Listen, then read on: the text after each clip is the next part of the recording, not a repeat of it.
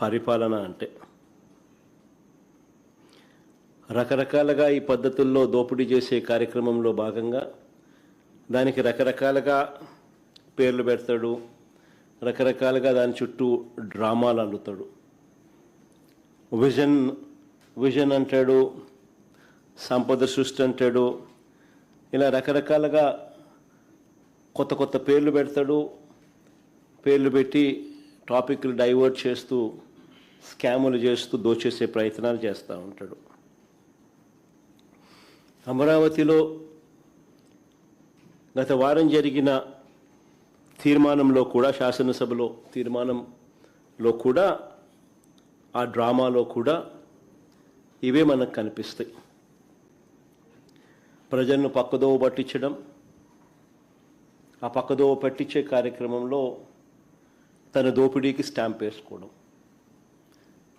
తన దోపిడీ నుంచి డ్రామాను డైవర్ట్ చేస్తూ ప్రజలను పక్కదోవ పట్టించే కార్యక్రమం. నిజంగా రాజధాని మీద అసెంబ్లీలో తీర్మానమే అవసరం లేదు అని చెప్పి ప్రభుత్వంలో ఉన్న ఒక మంత్రే స్టేట్మెంట్ ఇచ్చినాడు. పార్థసారథి అనే వీళ్ళకు సంబంధించిన మంత్రే స్టేట్మెంటే ఇచ్చాడు, రాజధాని మీద అసెంబ్లీలో తీర్మానమే అవసరం లేదు అని చెప్పి.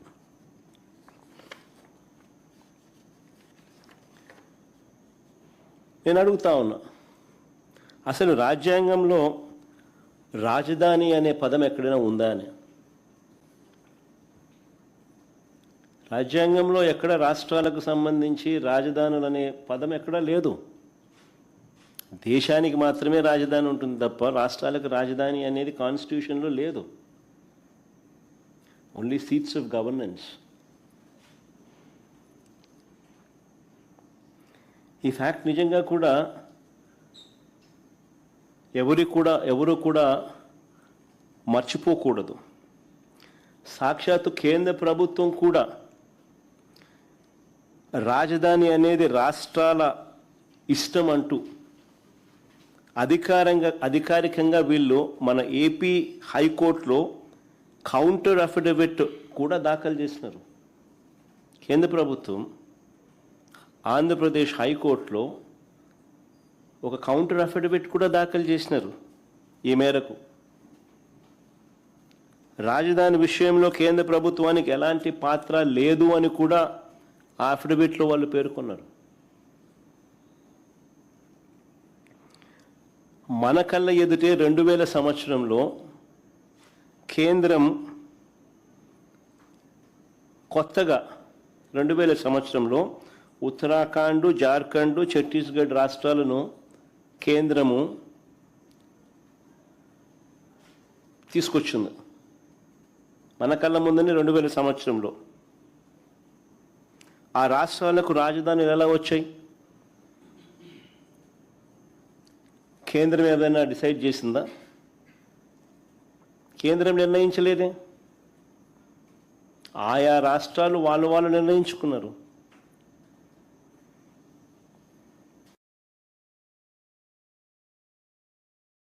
మరి ఎవరికి వర్తించింది? మరి 7 ఏళ్ళుగా నేను చంద్రబాబు నాయుడు గారిని అడుగుతా ఉన్నా, మరి 7 ఏళ్ళుగా మీరే ముఖ్యమంత్రిగా ఉండి, మొదటి టర్మ్ 5 సంవత్సరాలు, తర్వాత ఇప్పుడు 2 సంవత్సరాలు, మరి 7 ఏళ్ళు మీరే ముఖ్యమంత్రిగా ఉండి 1,00,000 ఎకరాల అమరావతిలో ఇంతవరకు కట్టింది ఎంత? 1,00,000 ఎకరాల అమరావతిలో ఈయన 7 ఏళ్ళు ముఖ్యమంత్రిగా ఉంటూ అమరావతి అనేది తన పెట్ ప్రాజెక్ట్ అంటూ తాను నినాదమిస్తూ తాను ఇంతవరకు కట్టింది ఎంత? నిజంగా సెల్ఫ్ ఫైనాన్స్ ప్రాజెక్ట్ అయ్యిందా ఇది? నిజంగా అమరావతి అని సెల్ఫ్ ఫైనాన్సా? ఈయన డబ్బా కొట్టినట్టుగా ఏ దేశం పోతే ఆ దేశం బొమ్మలు ఈయన చూపిస్తాడు. ఏ దేశం ఈయన పోయినా ఆ దేశం బొమ్మలు చూపిస్తాడు. చూపించి అదిగో ఇదే అమరావతి అని అంటాడు. మరి ఎంతవరకు వచ్చిందని అడుగుతా ఉన్నా. ఆ దేశాలు ఇక్కడ ఏమైనా కనపడుతున్నాయా? కనీసం భూములిచ్చిన రైతులకు చెప్పిన హామీలైనా నెరవేర్చాడా ఈ పెద్ద మనిషి?